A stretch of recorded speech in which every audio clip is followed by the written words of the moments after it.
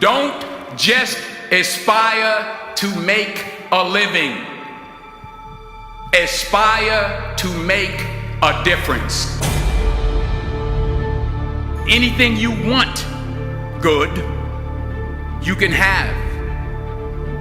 So claim it. Work hard to get it. When you get it, reach back. Pull someone else up.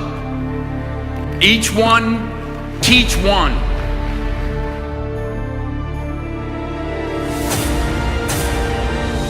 Just because you're doing a lot more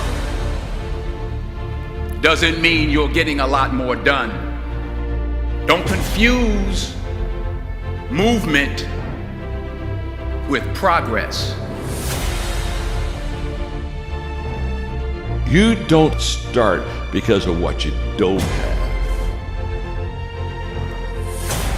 You don't start because you don't realize yet that the fruit of everything good in life begins with a challenge. There's nothing easy in life, worthwhile in life. Everything is uphill that's worthwhile. And it's not going to come to you, and it's not going to fall in your lap, and it's not going to be something that, oh my gosh, it just was so simple. It's always going to be difficult. The only way you're ever going to get to the other side of this journey is you have got to suffer to grow. To grow, you must suffer. Most of this generation quits the second they get talked to. You did this wrong, or they get yelled at. It's so easy to be great nowadays because everybody else is, most people are weak. This is a softened generation. So if you have any mental toughness, any ability, if you have any fraction of self-discipline, the ability to not want to do it but still do it. People have a hard thing understand. I hate to run. And what makes me so crazy, it doesn't anymore, is people go, well, why do you run if you hate it? What are you talking about? I don't want to take showers and eat either. I hate that too. That's life, man. It wasn't until I changed that mentality that I became somebody. What do you do on the days when you're just not feeling it? Those days. Those days when I'm tired or worn out or just basically sick of the grind.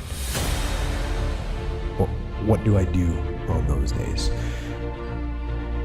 I go anyways. I get it done, even if I'm just going through the motions. I go through the motions. I don't really want to work out. I work out. I really don't want to hammer on a project. I hammer on the project. Don't really want to get up and get out of bed. Yeah, I get up and get out of bed. But if you can get through to doing things that you hate to do, on the other side is greatness. So have dreams, but have goals. Life goals, yearly goals, monthly goals, daily goals. And understand that to achieve these goals, you must apply discipline and consistency. In order to achieve your goals, you must apply discipline and consistency every day, not just on Tuesday and miss a few days. You have to work at it every day. You have to plan every day. You've heard the saying, we don't plan to fail, we fail to plan. Hard work works. Working really hard is what successful people do.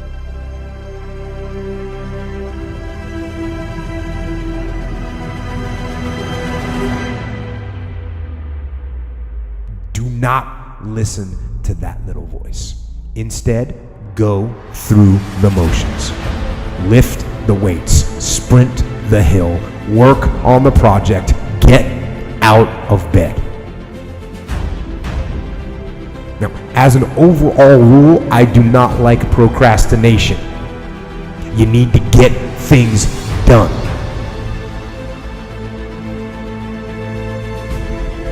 Growth is the only guarantee that tomorrow is going to get better. The first question is very simple. What are you doing to develop yourself?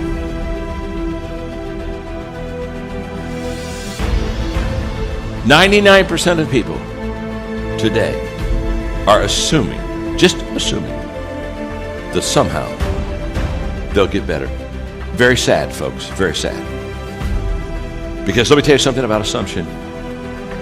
Assumption is a huge disappointment in life. You show me a person that assumes, and I'll show you a person that almost daily is disappointed.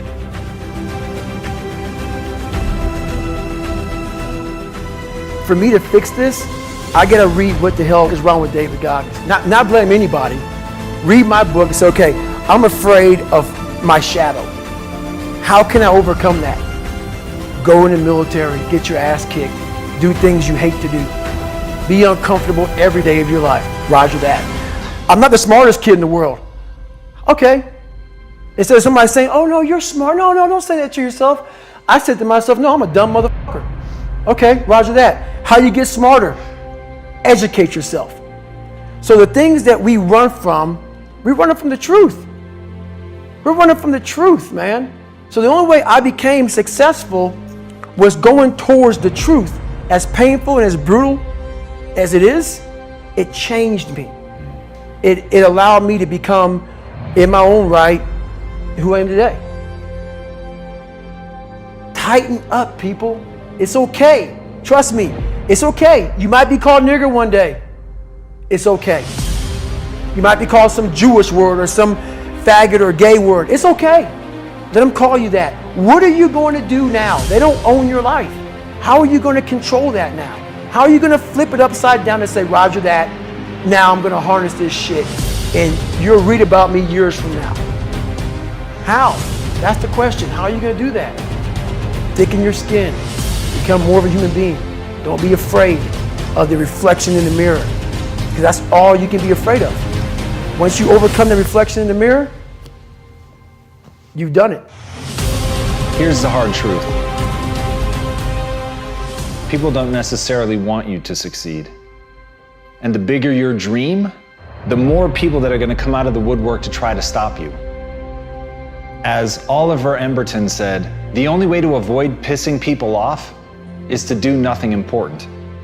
But if you're striving for something important, if you're trying to make real change, if there's something in your life that you are absolutely hell-bent to make happen, you have got to understand that you're going to be fighting against something. People are going to be pushing back against you, and it is going to be your ability to hold true to that vision that's going to determine whether you can pull it off. And as Victor Hugo said, you have enemies?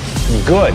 It means you stood up for something at some point in your life. And that's what people miss. They somehow want to get through this unscathed. They somehow hope that with this grand change that they want to make, that people just fall in love, that they see your vision, that they fall in line behind you, and that they want you to lead them. That's not the way that people work. Having a vision already puts you in an incredibly rare group of people. Being able to see something that other people can't see, that is the role of a visionary, is literally to interpret the world that other people don't even know exists and bring it into fruition and get people excited about it, get them to fall in line. But understand, when you build an army, you will have an opposing force. But as Mark Twain said, keep away from those who try to belittle your ambitions. Small people always do that. But the really great ones, they make you believe that you too can become great. And that's the kind of person that you want to surround yourself with. You want to surround yourself with people that believe in you. You want to surround yourself with people that even when they can't see it, they can see you. Even when they don't understand what you're trying to build, they believe in you and they're willing to get in line and they're willing to meet that opposing force. And when you're able to galvanize people around your idea and push it forward and paint for them the world not as it is, but as it could be, That's when you can make change. But you can't be afraid to piss people off. You have to know that they're coming for you, and you have to be willing to fight. Because if you're not willing to fight, you might as well sit down now. So if you're gonna be one of the few that stands up, you've got to stand up prepared for war.